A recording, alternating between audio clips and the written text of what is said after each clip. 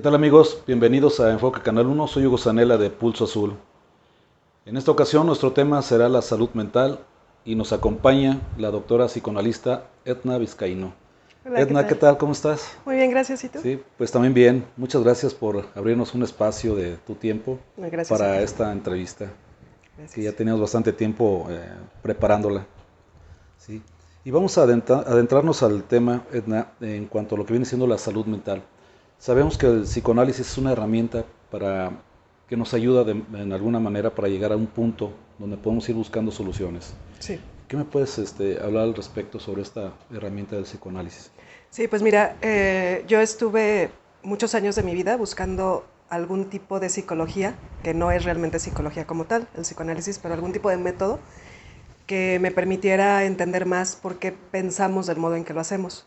Esa ha sido siempre mi pregunta. Cuando yo tenía 18 años, elegí filosofía como carrera principal, porque esa fue la pregunta que siempre me hice desde muy, muy pequeña, ¿no? Como que tenía esa curiosidad, que yo creo que es de donde nace el interés filosófico, y la pregunta de por qué la gente piensa de cierta manera, ¿no? ¿Por qué me dicen que X cosa es buena y otra es mala, ¿no?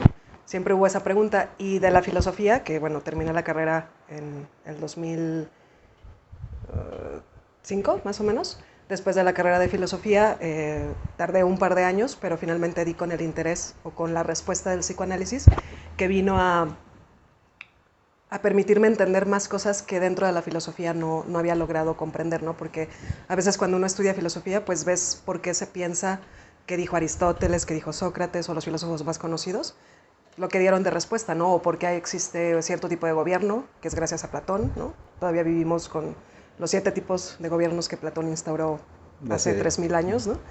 Sin embargo, como que esa no era respuesta suficiente para mí, yo quería saber más, quería saber qué pasa con la conducta humana, ¿no? Entonces la filosofía da una respuesta como a lo cerebral, a la razón, a las ideas que son como las que están afuera, pero no te acaba de contestar cuál es el sentido de la vida humana, ¿no?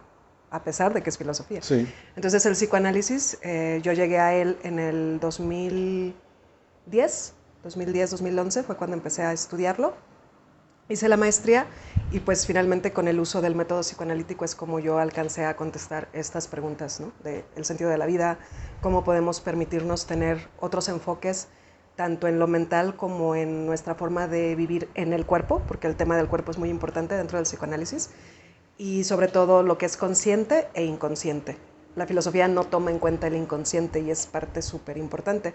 Y ahora sí que el padre del psicoanálisis, que es Freud, es el que va a llegar a decir, bueno, sí, muy bonito todo esto, pero aparte de la ciencia, la tecnología, el arte, existe otra parte humana que cómo respondes a ella, con guerras, con problemáticas muy fuertes, que es lo que vivimos hoy en día, ¿no? La desintegración social, el hecho de que muchas personas viven neuróticamente en un mundo donde tienen que pararse a las 7 de la mañana, irse al tráfico, todos a la misma hora, y entonces llega un punto en que el individuo realmente empieza a sentirse roto, ¿no? Yo creo que la palabra clave es eso. O por lo menos dividido, ¿no? Se dice que hoy en día todos somos de una u otra forma esquizofrénicos por ese lado. Porque queremos una cosa, pero tenemos que hacer otra, ¿no? Y vivir en sociedad y vivir bajo ciertas expectativas, a veces a algunas personas les cuesta más trabajo que a otras, ¿no? Aunque creo que a todas nos cuesta, pero hay personas que tienen más problemáticas para lidiar con eso, ¿no? Y el psicoanálisis es una técnica, un método que te permite abordar temas muy profundos que cuando el paciente llega y realmente transita el tratamiento que se le pueda ofrecer, sale transformado. Esa es la idea, ¿no? Es una transformación, no es únicamente abordar los problemas como a veces lo hace la psicología, ¿no? Como de que, tú quieres dejar de fumar, bueno, te doy una serie de pasos, sino que realmente se aborda el origen del problema, ¿no? Porque si alguien fuma, pues a ese alguien no le interesa su salud, ¿no? Si alguien roba, también hay algo ahí en el fondo, ¿no? Si no roba por necesidad, bueno, y eso es relativo, ¿no? ujú, Pero vamos, toda esta serie de cosas que a veces las personas hacen sin saber por qué, y entonces el psicoanálisis es la forma en que preguntando, analizando, se llega al origen de ciertos problemas que todos en conjunto se llaman neurosis, que es simplemente tener una cuestión en tu forma de ser y de pensar que te evita vivir como tú quieres vivir, ¿no? Ese como tú quieres vivir, obviamente depende, porque pues habrá quien quiera vivir claro, sí, de manera muy negativa, ¿no? Sí. Pero pues partimos del supuesto que la mayoría de la gente quiere ser feliz, ¿no? O estar bien la mayoría del tiempo, ¿no? Edna, fuera de cámaras me comentabas una cosa muy interesante sobre el enfoque que le das a las terapias. Sí. Es un enfoque donde tú acercas algunos elementos que no se utilizan normalmente en una terapia convencional. ¿Me puedes hablar algo más al respecto? Sí. Después del estudio del psicoanálisis, también ahí me pasó que dentro de lo que yo conviví con los psicoanalistas, que eran mis profesores, uno tiene que hacer psicoanálisis, obviamente, o sea, el psicoanalista tiene que estar constantemente analizándose, ¿no? Porque algo muy importante dentro del discurso del psicoanálisis es que nadie tiene la razón absoluta. El hecho de que uno sea psicoanalista no significa que ya entendiste la verdad, ¿no? Ni siquiera hay una verdad única, ¿no? Entonces, a la par de conocer a psicoanalistas, porque hay muchas áreas de psicoanálisis, ¿no? Los que son más ortodoxos, que es los que se ciñen a la teoría, ¿no? Y al método formal, científico, que trató de instaurar Freud, y luego otro psicoanalista muy famoso que se llama Lacan. Pues hay otros más que empiezan a ver que el psicoanálisis, aún dentro de lo subversivo, o sea, de que buscó, cuando Freud lo aplica, la comunidad científica se asombra, ¿no? Y de hecho lo llaman tonto, ¿no? O sea, el que un hombre llegue y diga la sexualidad es muy importante dentro de la conducta humana, ¿no? Los niños tienen caracteres sexuales desde muy pequeños, ¿no? Y hay que tratar su sexualidad. No están exentos, no es como que el niño cumple 12, 13 años y ya se vuelve sexual. No, o sea, la sexualidad está desde que eres concebido, ¿no? Entonces, los problemas de género, etcétera, todo esto dentro del psicoanálisis se puede abordar objetivamente, pero también hay partes pues de ese entorno que creo que ni el mismo psicoanálisis alcanza a tocar, como lo del cuerpo. Si bien ya hay ciertas teorías psicoanalíticas que abordan el cuerpo porque tratamos con síntomas, y el síntoma es algo que está en el cuerpo, algo que es mental pero que te influye en tu cuerpo, ¿no? Y la división entre mente, cuerpo, alma, que espíritu, sería como los 4 niveles que se están abordando en el psicoanálisis. Pero precisamente creo que no hay suficiente trabajo realizado dentro del área espiritual. Y a partir de ahí yo busqué unir psicoanálisis con terapias holísticas, como lo es la aromaterapia, las flores de Bach, dinámicas sensoriales, así le llamo yo, ¿no? Que buscan que el paciente no solamente venga a hablar, ¿no? Depende, siempre va a ser caso por caso, esa es otra verdad del psicoanálisis, no se puede aplicar una sola teoría a todos, es conforme uno se va dando cuenta del problema del paciente. Y de pronto entonces si alguien sufre mucha ansiedad, pues yo también recomiendo tomar flores de Bach. Si alguien sufre epilepsia, las flores de Bach son muy buenas para tratar la epilepsia. El CBD, el uso del aceite CBD, que mucha gente todavía lo ve como un poquito, como que no saben si es bueno o no, que está hecho en base a la sustancia no alucinógena de la marihuana. Tratamientos que tengan que ver también con masajes, acupuntura, y así es como de cierta manera el psicoanálisis y la terapia holística logran enfocar el todo de la persona, ¿no? No nada más su mente, sino todo, integral. Sí. Es la idea. Y es que bien tienes razón, porque no podemos divorciar lo que es la mente del cuerpo, Así es. Se tiene que trabajar de una manera integral. Sí. Desde tu punto de vista, ¿crees que todo mundo debería estar asistiendo a alguna terapia?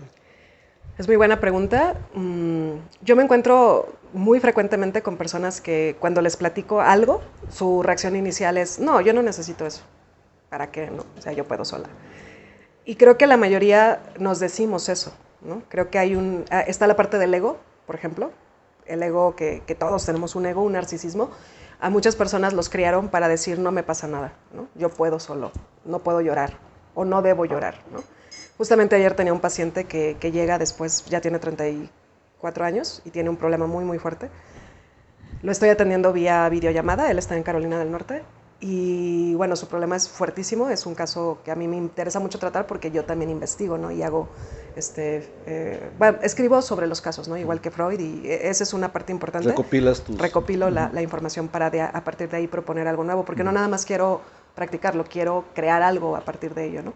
Entonces, esta persona me decía, yo no me había atendido cuando su situación es tan fuerte que le evita vivir la vida, ¿no?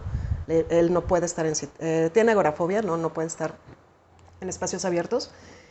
Y platicando con él le decía yo, ¿por qué te tardaste tanto, ¿no? En llegar a atenderte al menos así, ¿no? Porque he ido con psicólogos, pero pues con incluso a que le hagan exámenes del estómago y otras cosas más, ¿no? Por lo que él siente. Y pues nadie le ha podido dar una respuesta, ¿no? A lo que le sucede. Entonces, él, por ejemplo, me dio una luz sobre este tema ayer, porque me decía que para la forma en que él fue criado, que vivió una infancia muy violenta, donde hubo feminicidio, de hecho, de su mamá, por parte del papá. Wow. Imagínate, ¿no? O sea, una situación tremenda, Fuerte. pero que todo su entorno lo hizo sentir y creer que él no necesitaba terapia, ¿no? Que su problema era algo que él obviamente lo avergüenza. Entonces, creo que ha vivido todo este tiempo lidiando como pueda con todo esto, pero sin encontrar quien lo escuche y no lo juzgue, ¿no? Entonces yo creo que las personas, todas, en teoría, podrían favorecerse mucho de asistir a una terapia, ¿no?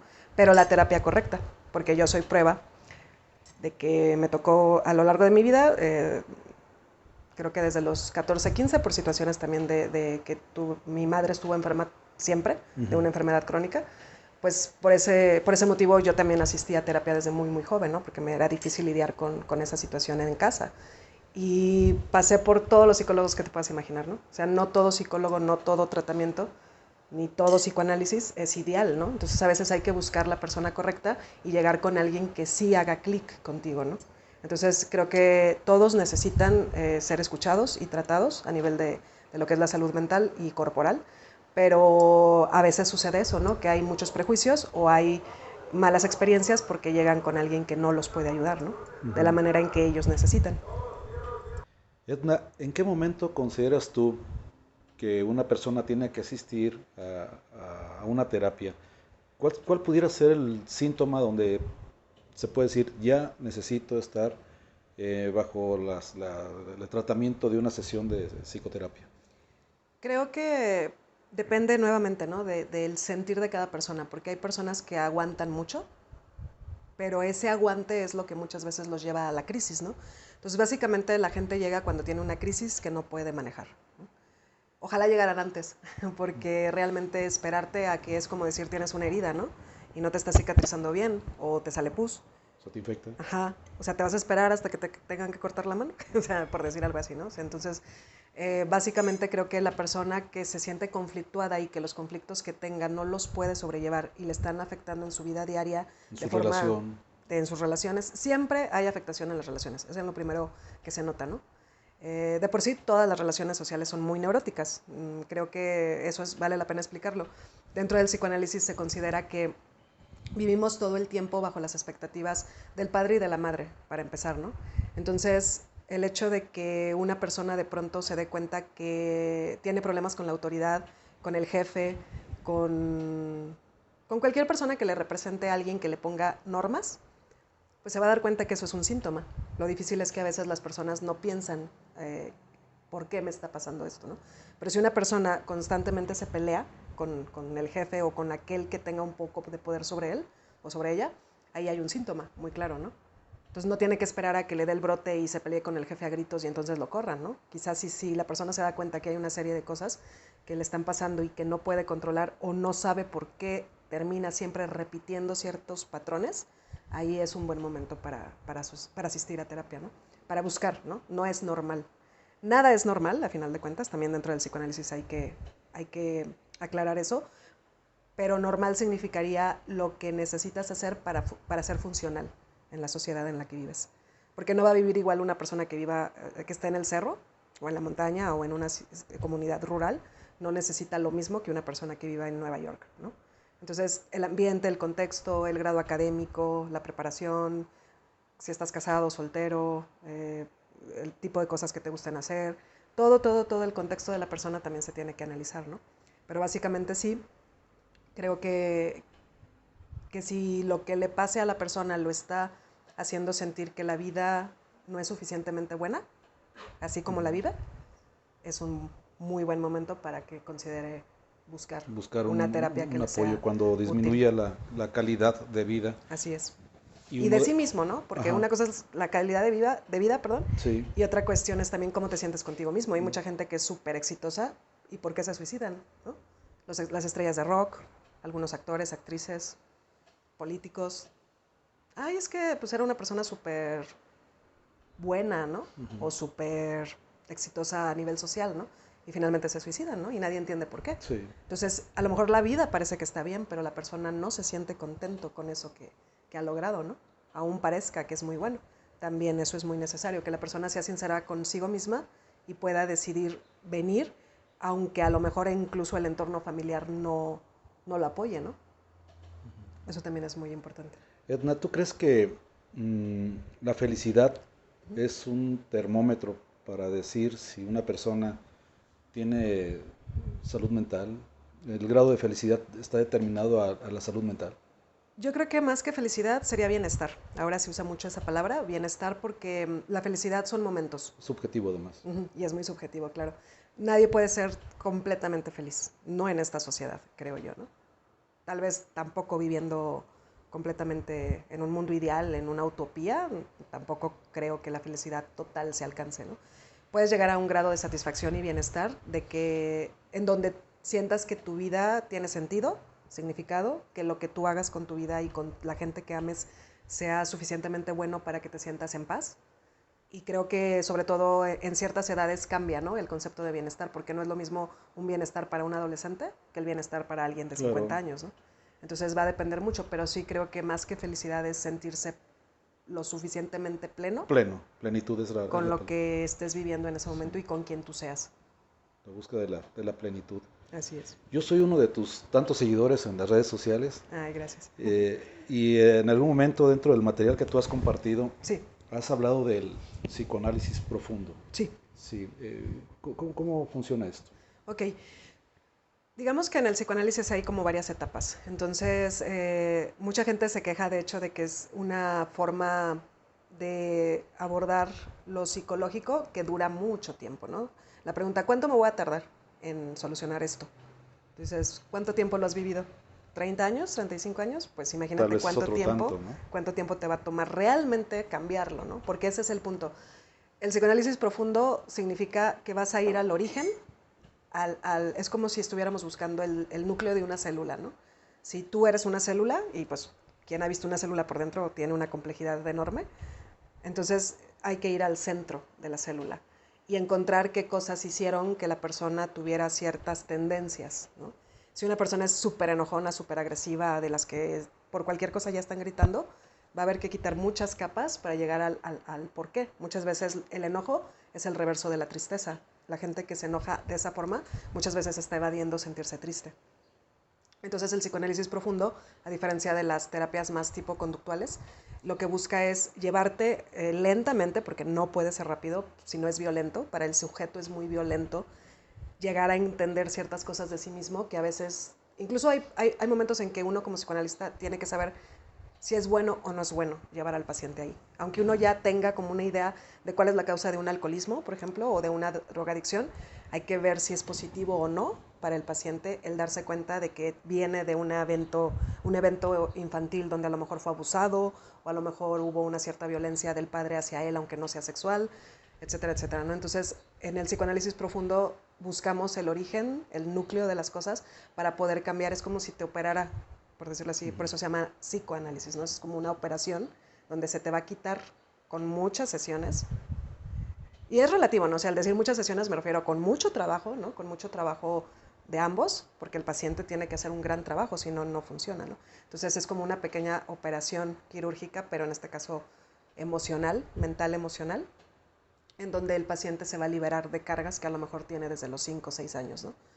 Porque también hay que ser conscientes dentro del psicoanálisis de que la importancia de la infancia es radical, ¿no? Siempre tendremos que remontarnos a la infancia para entender los problemas que tenemos ya en la vida adulta. La mayoría de las veces sí. Sí. Hasta lo menos obvio. Por ejemplo, hay cosas muy obvias, ¿no? Que te pueden hacer pensar inmediatamente, es que a este hombre le pasó tal cosa con la figura del padre, ¿no? Con su padre. Y hay obviedad, no sé, por ejemplo, si el hombre es alcohólico y el papá era alcohólico y el abuelo era alcohólico, pues bueno, no hay que ser muy inteligente para ver qué está pasando ahí, ¿no?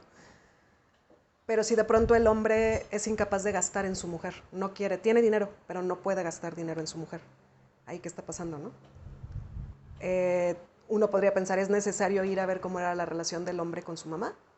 Sí, porque muchas de las cosas que uno hace, aunque no nos demos cuenta, lo hacemos a partir de las experiencias primeras de vida. ¿Y cuáles son ellas? Pues las que tuviste con mamá y papá. si no hubo una mamá o un papá con quien haya representado esa figura, ¿no? Entonces sí, eventualmente a lo largo del tratamiento el tema del padre y de la madre es fundamental. Es como pilares, son pilares fundamentales del psicoanálisis, hablar del padre, de la madre, de los hermanos, qué lugar ocupas en tu familia, de qué forma te criaron, con qué expectativas, qué castigos había, etcétera. Sin embargo, sí hay momentos en que llegan personas que no quieren ir tan lejos, no quieren ir tan a lo profundo, se les puede dar otro tipo de terapia. Tampoco es a fuerzas eso, ¿no? O sea, hay gente que no quiere cambiar. Esa es otra verdad, ¿no? Edna, ahorita me surge una pregunta. Muchas veces creo que podemos entender que en una familia eh, tienen hijos radicalmente distintos y a pesar de que estuvieron en una cuna, bajo un entrenamiento, una enseñanza por igual, pero los hermanos son diferentes. ¿En dónde estriba esta situación de pronto? Esa es otra muy buena pregunta. Fíjate que me voy a remontar a contar la historia de Freud, ¿no? Freud fue el último hijo, varón, de una familia bastante amplia. No recuerdo ahorita el número de hermanos y hermanas que tuvo, pero él era el favorito de la mamá. Inevitablemente siempre va a haber favoritos. Las mamás dicen que no, y los papás lo mismo, pero siempre hay un favorito. ¿Por qué? Porque es lo natural, es naturaleza humana, ¿no? O sea, si yo tengo todos estos objetos aquí, pues uno va a ser mi favorito, ¿no? ¿Por qué? Porque se parece más a mí, porque me hace sentir que me ama mucho, bueno... O porque llegó en determinado momento. O de llegó en determinado momento, exactamente, significa más, ¿no? Entonces, por mucho que los padres traten de ser igualitarios, no lo van a hacer. Es muy difícil. O sea, yo les aplaudiría si dos personas aquí, madre y padre, me dicen que son igualitarios con sus hijos, ¿no? Y habría que ver, ¿no? Habría que ver si realmente es así. Entonces, en el caso de Freud, él decía que él fuera el favorito de su mamá y que él tuviera toda la confianza de su mamá para hacerlo sentir seguro, había sido piedra fundamental para volverse el hombre que él fue, ¿no? Entonces, a diferencia de los grandes logros que tuvo él, que cambió la forma de pensar, es el gran pensador del siglo XX, junto con Nietzsche, pues bueno, ahí tenemos la polaridad, ¿no? En el caso de Freud, él fue el favorito, en el caso de Nietzsche, él fue el hijo no deseado, ¿no? Entonces, por ejemplo, la relación tan problemática que tuvo Nietzsche con las mujeres, pues se debe mucho a que tuvo una madre sobreprotectora, ¿no? A su hermana no le pasó igual. La hermana tuvo una relación muy simbiótica, muy mezclada con la madre. Nunca se separaron. Esta clásica historia donde la mamá absorbe a la hija y la hija se tiene que quedar con la mamá. Y él no. Él fue como, no, yo pongo mi barrera contra esto femenino que me parece que me está absorbiendo, que me está queriendo comer. Es como devorar, ¿no? Cosa muy distinta a lo que le pasó a Freud, ¿no? Entonces, por ejemplo, en la familia de Freud, su mamá fue así con él, pero con otros hermanos fue muy castrante. Se le llama madre castrante a la que busca que el hijo haga exactamente lo que ella quiere, ¿no? A lo largo de su vida. Entonces, Freud mismo dentro del psicoanálisis diría, bueno, yo soy el claro ejemplo de que mis hermanos, por el tipo de crianza que les dio mi mamá, distinción tal vez que les dio a cada uno de ellos, tienen muchas más neurosis, muchos más problemas que yo. Y eso también es subjetivo, porque bueno, si él se estaba analizando a sí mismo, claro, pues eso pensaba él, ¿verdad? Sí. Pero sí se nota mucho que la manera en que su madre lo atendió a él tuvo mucho que ver con cómo él fue, y que de hecho muchos de sus hermanos no lo querían por lo mismo, ¿no? Porque siempre fue el más favorecido de la mamá, ¿no? Del papá no, de la mamá sí. Entonces, en una familia eso explica muchísimo la diferencia. Igual cuando vienen aquí 3 hermanos, que tengo casos así, vienen una chica y 2 chicos, ¿no? Y son hermanos. Cada quien tuvo una mamá diferente, ¿no? O sea, cuando me hablan de su madre, iba a decir sus madres, sí, por lo mismo, ¿no? De su madre, pues es una madre distinta, ¿no? Sí.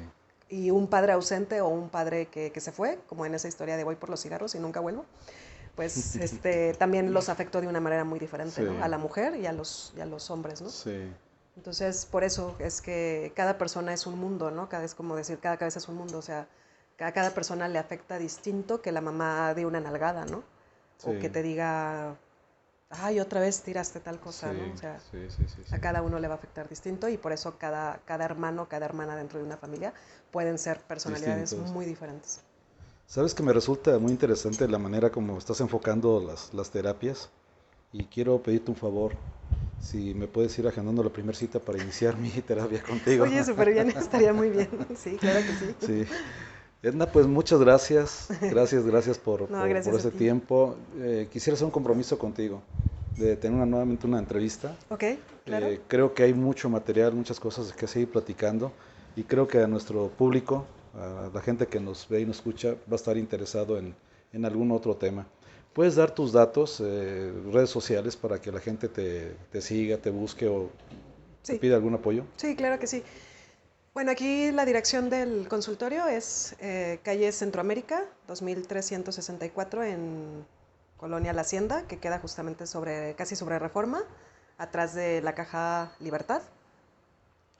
Y en redes sociales, por el momento solo estoy en Facebook, me encuentran como Edna Vizcaíno, pero ya pronto estaré también compartiendo un canal, que tengo Muy bien, intenciones de hacer un canal y hacer esto, de hecho, ¿no? muy Estar bien. dando pláticas para que la gente también, de pronto Aquí el tienes tema tu espacio, ¿eh? Aquí tienes tu espacio, Muchas adelante, gracias sí. también. Me encantaría volver a estar contigo en este espacio y con estas pláticas, que más que entrevista la sentí como una Sí, plática, sí, me sí, sí, gustó mucho. gracias. Y bueno, cuando tenga el canal, la idea también es que la gente pueda apoyarse viendo el canal con ciertas temáticas, porque no todos, a veces no todos pueden costear, ¿no? Sí, El ir a una terapia, a un tratamiento. Pero a mí sí me gusta ¿cómo se le llama? Pues el trabajo social, ¿no? sí. El poder decir, aunque no todos puedan cubrir el costo total de una sesión. Lo que también tengo pensado hacer es hacer clubs terapéuticos, cosa que aquí en Irapuato no hay, terapia grupal, ¿no?